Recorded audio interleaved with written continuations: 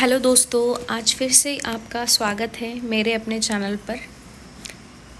आज हम देखेंगे class 9th NCERT geography chapter 2, जिसमें है भारत का भौतिक स्वरूप। तो चलो दोस्तों स्टार्ट करते हैं। जैसा कि आप जानते हैं कि भारत विभिन्न स्थलाकृतियों वाला एक विशाल देश है। अभी विभिन्न स्थलाकृतियाँ मतलब क्या? तो देखो, विभिन्न स्थलाकृतियाँ मतलब उसमें पर्वत आएंगे, पठार और बाकी सारी जो स्थलाकृतियाँ हैं वो सभी आएंगे। तो इन सबको मिला के भारत एक विभिन्न स्थलाकृतियों वाला विशाल देश बनता है। आप किस प्रकार के क्षेत्र या भूभाग में रहते हैं तो वो कमेंट बॉक्स में बताइएगा। तो देखो, यदि आप मैदानी क्षेत्र में रहते हैं तो आप वहाँ के दूर तक फैले विशाल मैदानों से परिचित होंगे, जैसे कि यूपी या बिहार या गंगा का जो मैदानी प्रदेश है वो बोल सकते हैं हम। तो आप वहाँ के दूर तक विशाल मैदानों से परिचित होंगे। और आप यदि पर्वतीय क्षेत्र के निवासी हैं तो आप पर्वतीय ढलानों और घाटियों से भलीभांति परिचित होंगे, जैसे कि जो हमारा हिमालय है जो पश्चिम से पूर्व तक फैला है, और फिर जो सह्याद्री पर्वतमाला है, फिर पूर्व में कुछ कुछ पर्वतमालाएं हैं।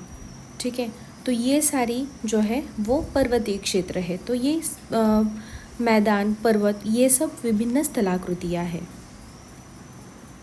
वास्तव में हमारे देश में हर प्रकार की भू आकृतियाँ पाई जाती है। ठीक है, यहाँ पे देखो दिया है, जैसे कि पर्वत, मैदान, मरुस्थल, पठार और द्वीप समूह। पर्वत जो मैंने अभी बताया है, मैदान मतलब गंगा नदी घाटी का जो मैदान है वो, फिर मरुस्थल जो राजस्थान में है, फिर जो ठंडा मरुस्थल है, फिर पठार और द्वीप समूह।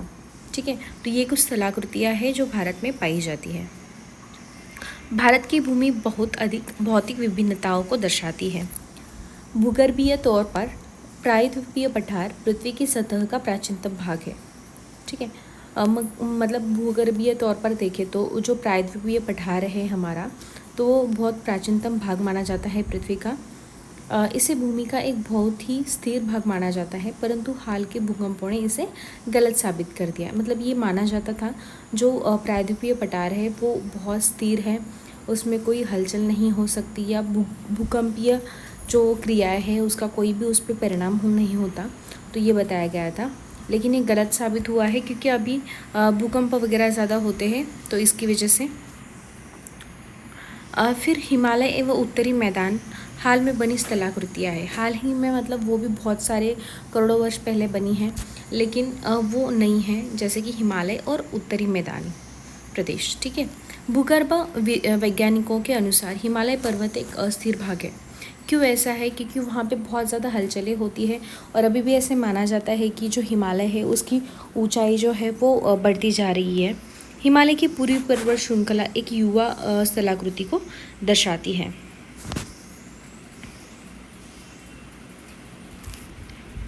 जिसमें ऊंचे शिखर, गहरी घाटियाँ तथा तेज बहने वाली नदियाँ हैं। उत्तरी मैदान जलोढ़ निक्षेपों से बने हैं। प्रायद्वीपीय पठार आग्नेय तथा रूपांतरित शैलों वाली कम ऊंची पहाड़ियों एवं चौड़ी घाटियों से बना है। ठीक है, मतलब प्रायद्वीपीय पठार जो है तो वो आग्नेय और रूपांतरित शैल जो है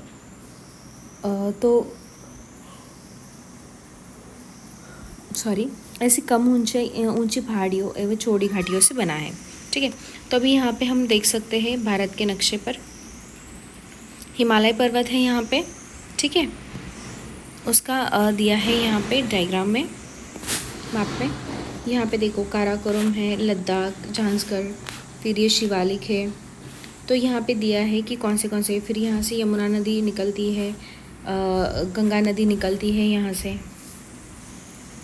यहाँ पे गारो खासी जयंतिया पहाड़ियाँ हैं, नागाशनी है, पटकाई बुम है। ठीक है, तो ये कुछ स्थलाकृतियाँ हैं। मुख्य भौगोलिक विवरण देखते हैं हम अभी। भारत की भौगोलिक आकृतियों को निम्नलिखित वर्गों में विभाजित किया जा सकता है, जैसे कि हिमालय पर्वत श्रृंखला, उत्तरी मैदान, प्रायद्वीपीय पठार, भारतीय मरुस्थल, तटीय मैदान, द्वीप समूह। ठीक है, तो अभी इसका पहला पार्ट देखते हैं, हिमालय पर्वत। भारत की उत्तरी सीमा पर विस्तृत हिमालय भूगर्भीय रूप से युवा एवं बनावट के दृष्टिकोण से वलित पर्वत श्रृंखला है। तो देखो ये जो हिमालय पर्वत है वो कहाँ पर स्थित है, ये भारत की उत्तरी सीमा पर स्थित है और जो उसका भूगर्भीय रूप है वो कैसे है, युवा है, मतलब वो अभी अभी बना है। और ये कैसा है, एक वलित पर्वत है, जैसे कि अरावली जो है वो भी वलित पर्वत है। तो ये सिर्फ एक पर्वत नहीं है, ये क्या है, एक पर्वत श्रृंखला है, मतलब बहुत सारे पर्वत मिलाकर एक इसकी श्रृंखला बनती है, तो इसको पर्वत श्रृंखला बोला जाता है। ये पर्वत श्रृंखलाएं पश्चिम पूर्व दिशा में सिंधु से लेकर ब्रह्मपुत्र तक फैली है। ठीक है, यहाँ पे देखो, यहाँ पे सिंधु नदी से लेकर यहाँ पे ब्रह्मपुत्र नदी तक फैली है। हिमालय विश्व की सबसे ऊंची पर्वत श्रेणी है और एक अत्यधिक असम अवरोधों में से एक है। जैसे कि बोला जाता है कि जो उत्तरी दिशा से मतलब कोई भी प्रॉब्लम हो या कोई भी संकट आ जाए तो उसका सामना कौन पहले करता है, तो हिमालय करता है, ऐसे माना जाता है। तो ये एक अच्छा अवरोध माना जाता है। कुछ नैसर्गिक आपत्ति या नैसर्गिक कुछ चीज़ें होती है तो उससे भी यह क्या करता है, भारत के लोगों का रक्षण करता है। तो इसके लिए ये बोला जाता है कि ये एक अच्छे से ज़्यादा बड़े अवरोधों में से एक है। ये 2400 किलोमीटर की लंबाई में फैले एक अर्धवृत्त का निर्माण करते हैं। अर्धवृत्त मतलब ऐसे निर्माण करते हैं, मतलब पश्चिम से पूर्व में ऐसे। तो इसकी टोटल लंबाई कितनी है, 2400 किलोमीटर है उसकी लंबाई। इसकी चौड़ाई कश्मीर में 400 किलोमीटर एवं अरुणाचल में 150 किलोमीटर, मतलब कश्मीर में 140 किलोमीटर है और अरुणाचल में कितना है, 150 किलोमीटर लगभग है। पश्चिमी भाग की अपेक्षा पूर्वी भाग की ऊंचाई में अधिक विविधता पाई जाती है। मतलब पूर्वी भाग जो है सिंधु घाटी के यहाँ का या कश्मीर में, तो वहाँ की ऊंचाई जो है तो उसमें ज़्यादा विविधता नहीं पाई जाती, मतलब लगभग एक जैसे ऊंचाई वाले हैं। लेकिन जैसे जैसे पूर्व की तरफ जाएंगे तो वहाँ पे क्या होता है कि ऊंचाई में विविधता पाई जाने लगती है। फिर अपने पूरे देशांतरीय विस्तार के साथ हिमालय को 3 भागों में बांटा जा सकता है। ठीक है, ऐसे 3 भागों में बांटा जाता है। ठीक है, इन श्रृंखलाओं के बीच बहुत अधिक संख्या में घाटियाँ भी पाई जाती है। ठीक है, इनके बीच में क्या है, घाटियाँ भी है। सबसे उत्तरी भाग में क्या है, स्थित श्रृंखला को क्या कहा जाता है, महान या आंतरिक हिमालय या हिमाद्री कहा जाता है। ठीक है, मतलब सबसे उत्तरी जो है तो उसको क्या बोला जाता है, महान हिमालय बोला जाता है। ठीक है, क्या बोला जाता है, महान हिमालय बोला जाता है, आंतरिक हिमालय या हिमाद्री कहा जाता है। ठीक है, येलो कलर में मैंने दिखाया है।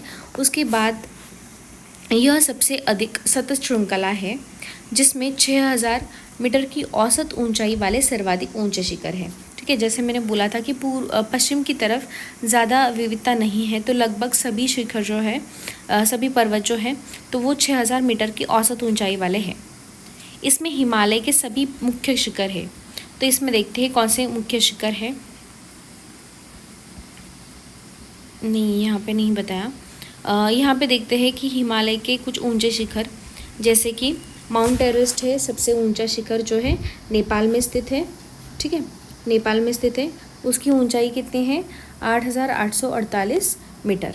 उसके बाद में क्या है, कंचनजंगा। कंचनजंगा कहाँ पे है, वो है भारत में। उसकी ऊंचाई कितनी है, 8598 मीटर। उसके बाद में कौन सा है, मकालू जो है नेपाल में स्थित, उसकी ऊंचाई कितनी है, 8481। उसके बाद में कौन सा है, धौलागिरी जो है नेपाल में स्थित, उसकी ऊंचाई कितनी है, 8172। तो आप इसका जो क्रम है वो ध्यान में रखिएगा, क्योंकि एग्ज़ाम में कभी कभी पूछ सकते हैं, यूपीएससी या और कोई भी एग्ज़ाम रहेगी तो उसमें पूछ सकते हैं कि ऊंचाई के हिसाब से उसका क्रम लगाइए। नंगा पर्वत है जो भारत में स्थित है, 8126। फिर है अन्नपूर्णा जो नेपाल में स्थित है, 8078। फिर है नंदा देवी जो भारत में स्थित है, 7817। फिर कामेत जो है वो भारत में है, उसकी ऊंचाई कितनी है, 7756। फिर है नामचा बरुआ जो है भारत में, 7756। और फिर है गुरला मंदुदा जो नेपाल में है, 7728। ठीक है, महान हिमालय के वलय की प्रकृति असम्मतित है। हिमालय की इस भाग का क्रोड ग्रेनाइट का बना है और यह श्रृंखला हमेशा बर्फ से ढकी रहती है। इससे बहुत सी हिमानियों का प्रवाह होता है। तो देखो महान हिमालय जो है वो कैसे है, उसकी प्रकृति कैसे है, असममित है। फिर हिमालय के इस भाग का एक क्रोड जो है वो किससे बना है, तो वो ग्रेनाइट से बना है।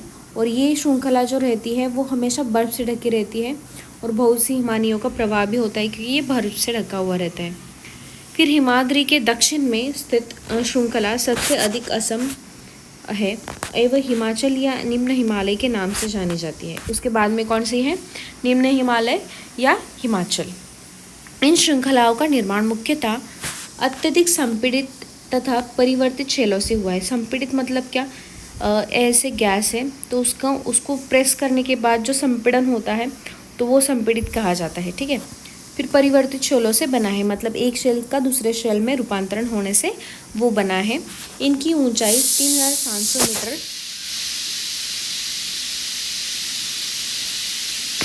से 4500 मीटर के बीच तथा औसत चौड़ाई 50 किलोमीटर है। ठीक है। तो बाद में कौन सा है, सेकंड कौन सी, हिमाचल या निम्न हिमालय। उसकी ऊंचाई लगभग 3700 मीटर से 4500 मीटर के बीच में है और औसत चौड़ाई, मतलब चौड़ाई कितनी है, 50 किलोमीटर है उसकी चौड़ाई। जबकि पीर पंजाल श्रृंखला सबसे लंबी तथा सबसे महत्वपूर्ण श्रृंखला है। फिर धौलाधर एवं महाभारत श्रृंखलाएँ भी महत्वपूर्ण है। तो ये जो है, तो इनमें से कौन सी, पीर पंजाल, फिर धौलाधर और महाभारत, ये जो श्रृंखलाएँ है वो महत्वपूर्ण है। इसी श्रृंखला में कश्मीर की घाटी तथा हिमाचल के कांगड़ा एवं कुल्लू की घाटियाँ स्थित है। इस क्षेत्र को पहाड़ी नगरों के लिए जाना जाता है, जैसे आप जानते हैं। ठीक है। हिमालय की सबसे बाहरी श्रृंखला, मतलब थर्ड वाली जो है वो क्या है, वो है शिवालिक है। इनकी चौड़ाई कितनी है, 10 से 50 किलोमीटर है तथा ऊंचाई कितनी है, 900 से 1100 मीटर के बीच में है। ठीक है। तो ये सबसे छोटी है ऊंचाई में। ये श्रृंखलाएं उत्तर में स्थित मुख्य हिमालय की श्रृंखलाओं से नदियों द्वारा लाई गई असंपीड़ित अवसादों से बनी है। ठीक है। तो ये किससे बनी है, असंपीड़ित अवसाद जो लाए गए हैं मुख्य हिमालय से, तो इससे बनी है।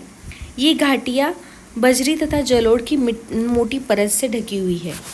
निम्न हिमालय तथा शिवालिक के बीच में स्थित लंबवत घाटी को दून के नाम से जाना जाता है। जैसे कि वहाँ पे कुछ प्रसिद्ध दून हैं, जैसे कि देहरादून, कोटली दून और पाटली दून। ठीक है। ये देखो यहाँ पे, ये काराकोरम है, लद्दाख, झांसकर, ये है शिवालिक, ये पूरा हिमालय है। ठीक है।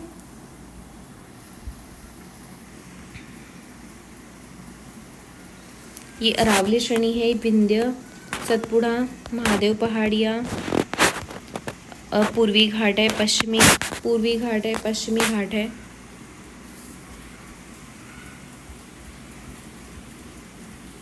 ठीक है। छोटा नागपुर पठार है। तो ये कुछ स्थलाकृतियाँ हैं भारत की। फिर ये देखो हिमालय पर्वत। इस उत्तर दक्षिण के अतिरिक्त हिमालय को पश्चिम से पूर्व तक स्थित क्षेत्रों के आधार पर भी विभाजित किया जाता है। जैसे कि अभी हमने उत्तर से दक्षिण में उसको विभाजित किया। ठीक है। अभी हम लोग क्या करेंगे, पश्चिम से पूर्व उसको विभाजित करेंगे। इन वर्गीकरणों को नदी घाटियों की सीमाओं के आधार पर किया गया है। उदाहरण के लिए सतलज एवं सिंधु के बीच स्थित हिमालय के भाग जो है उसको क्या कहा जाता है, उसको पंजाब हिमालय के नाम से जाना जाता है।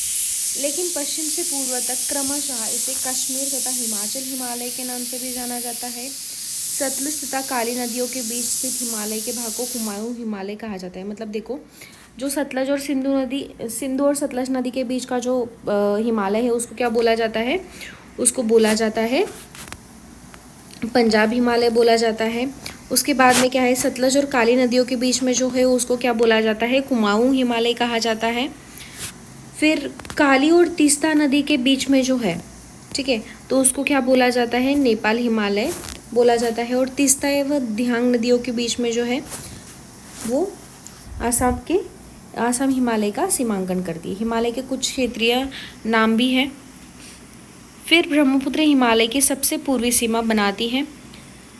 फिर है दिहांग महाखंड, जैसे कि गौश के बाद हिमालय दक्षिण की ओर एक तीखा मोड़ बनाते हुए भारत की पूर्वी सीमा के मतलब जब ये ब्रह्मपुत्र की यहाँ से जाता है तो वहाँ से क्या होता है, एक दिहांग करके है गौश, दिहांग गौश, तो उसके बाद में क्या हो जाता है, एकदम दक्षिणी तरफ मुड़ जाता है हिमालय। ठीक है, इन्हें पूर्वांचल या पूर्वी पहाड़ियों तथा पर्वत श्रृंखलाओं के नाम से जाना जाता है। ये पहाड़ियाँ उत्तर पूर्वी राज्यों से होकर गुजरती है तथा मजबूत बलुआ पत्थरों जो अवसादी शैल से बनी है, ये घने जंगलों से ढकी है तथा अधिकतर समानांतर श्रृंखलाएं एवं घाटियों के रूप में फैली है। पूर्वांचल में क्या क्या है अभी देखते हैं। पूर्वांचल में क्या क्या है, जैसे मैंने बताया था, पटकाई बुम,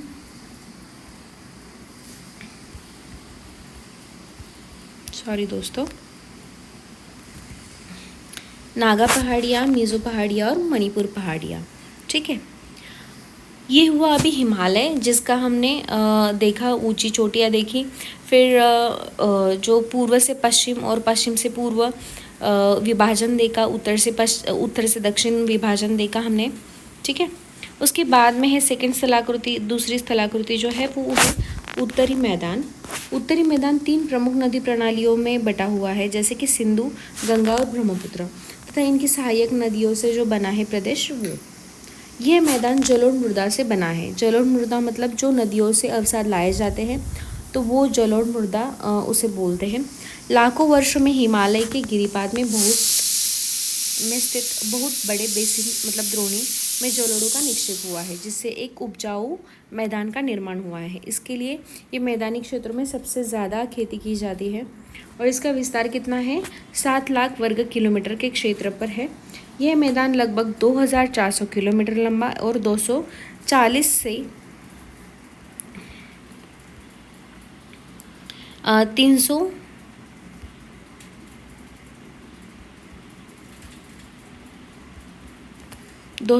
से 320 किलोमीटर चौड़ा है। ये क्या हो रहा है दोस्तों, इसको रुको आप। यह सघन जनसंख्या वाला भौगोलिक क्षेत्र है।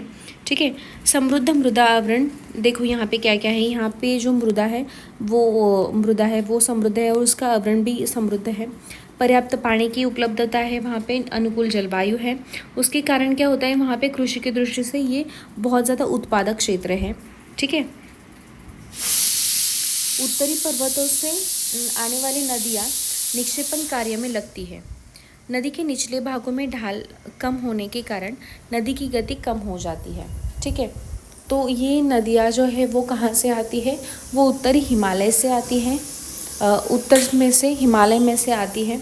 तो उनके द्वारा जो जलोढ़ या जो मिट्टी होती है वो उसका निक्षेप इस मैदानी क्षेत्र में होता है और ये थोड़ा कम ढलान वाला क्षेत्र है। इसके लिए वहाँ पे क्या हो जाते हैं, ये जो निक्षेप है वो वहाँ पे मिल जाते हैं, जिसके परिणाम स्वरूप क्या होता है, नदियाँ द्वीपों का निर्माण होता है। यह नदियाँ अपने निचले भाग में गाद एकत्र हो जाने के कारण बहुत सी धाराओं में बढ़ जाती है। इन धाराओं को वितरिकाएँ कहा जाता है। ठीक है, मतलब ऐसे जो नदी ऐसे आती है तो वो वितरिकाओं में बढ़ जाती है। ठीक है, फिर दोआब क्या होता है, दोआब का अर्थ है 2 नदियों के बीच का भाग। ठीक है, मतलब यहाँ से एक नदी आई, यहाँ से एक नदी आई, तो ये क्या हुआ, दोआब। ठीक है, तो दोआब अर्थात दो तथा आब अर्थात पानी। ठीक है, इस प्रकार पंजाब भी 2 शब्दों से बना है, जैसे कि पंज का अर्थ है 5 नदियाँ और आब मतलब दोआब।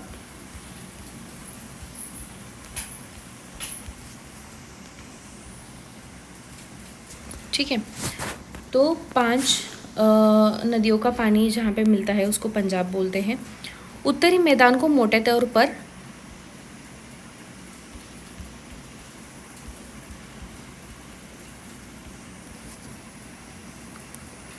उत्तरी मैदान जो है उसको मोटे तौर पर 3 उपवर्गों में विभाजित किया जाता है। ठीक है, 3 उपवर्गों में मैदानों को विभाजित किया जाता है। उत्तरी मैदान के पश्चिमी भाग को पंजाब का मैदान कहा जाता है। ठीक है, सिंधु तथा इसकी सहायक नदियाँ जो है तो उसके द्वारा ये मैदान बनता है। मैदान का बहुत बड़ा भाग कहाँ पे स्थित है, पाकिस्तान में स्थित है। सिंधु तथा इसकी सहायक नदियाँ झेलम, चेनाब, रावी, ब्यास, सतलज, ये जो उसकी सहायक नदियाँ हैं तो वो कहाँ से निकलती है?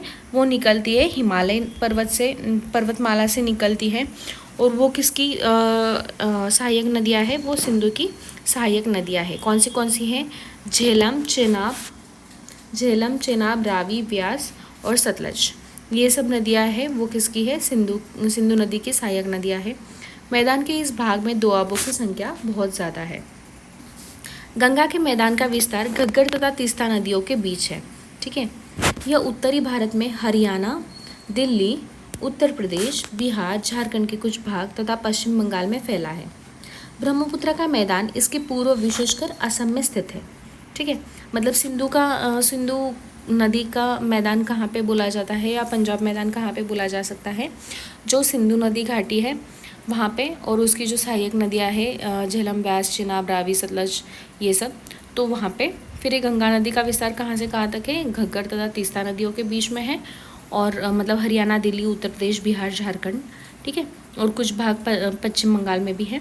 फिर ब्रह्मपुत्र नदी मैदान जो है तो वो कहाँ पे स्थित है? वो असम में स्थित है। उत्तरी मैदानों की व्याख्या सामान्यतः इसके उच्चावचों में बिना किसी विविधता वाले समतल स्थल के रूप में की जाती है। यह सही नहीं है। इन विस्तृत मैदानों की भौगोलिक आकृतियों में भी विविधता है। तो देखो, आकृतिक विभिन्नता के आधार पर उत्तरी मैदानों को 4 भागों में विभाजित किया जा सकता है। ठीक है, ऐसे 4 भागों में विभाजित क्यों किया जाता है इसको? क्योंकि उसकी जो आकृतियाँ हैं वो भी विभिन्न है। ठीक है, तो देखो 4 भागों में उसको विभाजित किया जाता है। नदियाँ पर्वतों से नीचे उतरते समय शिवालिक की ढाल पर, एक मिनट दोस्तों, आज कुछ तो थोड़ा सा प्रॉब्लम हो रहा है, तो प्लीज़ थोड़ा सा समझ लो। नदियाँ पर्वतों से नीचे उतरते समय शिवालिक की ढाल पर 8 से 16 किलोमीटर की चौड़ी पट्टी में गुटिका का निक्षेपण करती है। ठीक है, गुटिका मतलब ऐसे बड़े बड़े पत्थर जो रहती है। ठीक है, फिर उसके बाद में क्या है?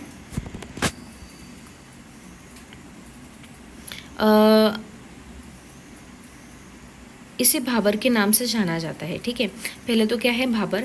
सभी सरिताएं इस भाबर के पट्टी में विलुप्त हो जाती है, मतलब जो भी वहाँ पे नदियाँ होती है वो उसमें क्या हो जाती है? छुप जाती है, ऐसे बोला जा सकता है।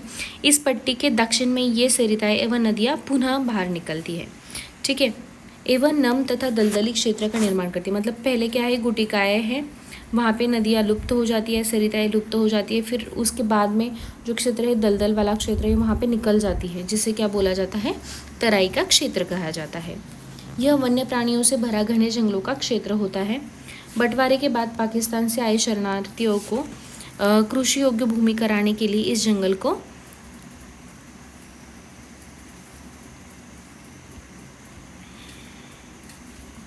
काटा जा चुका है। इस क्षेत्र के दुधवा राष्ट्रीय पार्क की स्थिति याद कीजिए, मतलब दुधवा राष्ट्रीय पार्क कहाँ पे है वो आप कमेंट बॉक्स में बता दीजिएगा फ्रेंड्स। उत्तरी मैदान का सबसे विशालतम भाग पुराने जलोढ़ का बना है। वे नदियों के बाढ़ वाले मैदान के ऊपर स्थित है तथा वेदिका जैसी आकृति प्रदर्शित करते हैं। ठीक है, उत्तरी मैदान का जो सबसे विशालतम भाग है वो कैसे बना है? वो पुराने जलोढ़, मतलब बहुत सालों से जलोढ़ आता है उत्तरी भाग से, और वो क्षेत्र उस जलोढ़ से बना हुआ है। वे नदियों के बाढ़ वाले मैदान के ऊपर स्थित है और वेदिका जैसी आकृति प्रदर्शित करते हैं। इस भाग को भांगर के नाम से जाना जाता है। तो सबसे पहले क्या रहता है? भाबर, फिर तराई, फिर भांगर। इस क्षेत्र की मृदा में चूनेदार निक्षेप पाए जाते हैं। ठीक है, जिसे स्थानीय भाषा में कंकड़ कहा जाता है। ठीक है, बाढ़ वाले मैदानों के नए तथा युवा निक्षेपों को खादर कहा जाता है। ठीक है, पहले क्या था? पहले था भाबर, जो जिसमें बड़ी बड़ी पत्थर रहेंगे। उसके बाद जहाँ पे सरिताएं लुप्त हो जाती है, उसके बाद में सरिताएं ऊपर आ जाती है। दलदली क्षेत्र जो है तराई वाला क्षेत्र, जहाँ पे सघन वन पाए जाते थे जो पाकिस्तान के बंटवारे में काट दिए गए ये वो। ठीक है, उसके बाद में है क्या है? भांगर है। उसके बाद है खादर। इनका लगभग प्रत्येक वर्ष पुनर्निर्माण होता है, मतलब खादर का, इसलिए ये उपजाऊ होते हैं तथा गहन खेती के लिए भी आदर्श होते हैं। प्रायद्वीपीय पठार, ये है तीसरी स्थलाकृति। प्रायद्वीपीय पठार एक मेज की आकृति वाला स्थल है जो पुराने क्रिस्टलीय, आग्नेय तथा रूपांतरित शैलों से बना है।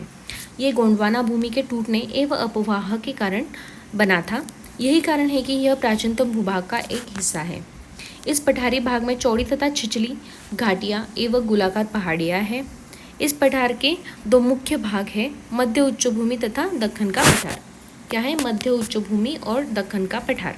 तो ये दोनों आते हैं प्रायद्वीपीय पठार में। नर्मदा नदी के उत्तर में प्रायद्वीपीय पठार का वह भाग जो कि मालवा के पठार के अधिकतर भागों पर फैला है, उसे क्या कहा जाता है? उसे मध्य उच्चभूमि कहा जाता है। मध्य उच्चभूमि कहाँ पे है? मालवा के पठार और नर्मदा नदी के ऊपर जो उत्तरी प्रायद्वीपीय पठार है उसे बोला जाता है मध्य उच्चभूमि। विंध्य श्रृंखला दक्षिण में सतपुड़ा श्रृंखला तथा उत्तर पश्चिम में अरावली से घिरी है। पश्चिम में यह धीरे धीरे राजस्थान के बलुई तथा पथरीले मरुस्थल से मिल जाता है। इस क्षेत्र में बहने वाली नदियाँ चंबल, सिंध, बेतवा, केन दक्षिण पश्चिम से उत्तर पूर्व की तरफ बहती है। इस प्रकार वे इस क्षेत्र सॉरी फ्रेंड्स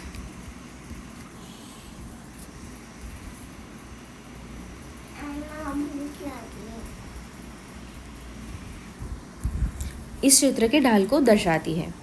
मध्य उच्चभूमि पश्चिम में चौड़ी लेकिन पूर्व में संकरी है। ठीक है, मध्य उच्चभूमि कैसी है? पश्चिम में कैसी है? चौड़ी है, मतलब यहाँ पे चौड़ी है और यहाँ पे संकरी है। ठीक है, इस पठार के पूर्वी विस्तार को स्थानीय रूप से बुंदेलखंड और बघेलखंड के नाम से जाना जाता है। ठीक है, मध्य उच्चभूमि के पूर्वी विस्तार को क्या कहा जाता है? बुंदेलखंड तथा बघेलखंड कहा जाता है। इसके और पूर्व के विस्तार को दामोदर नदी और द्वारा अपवाहित छोटा नागपुर पठार दर्शाता है।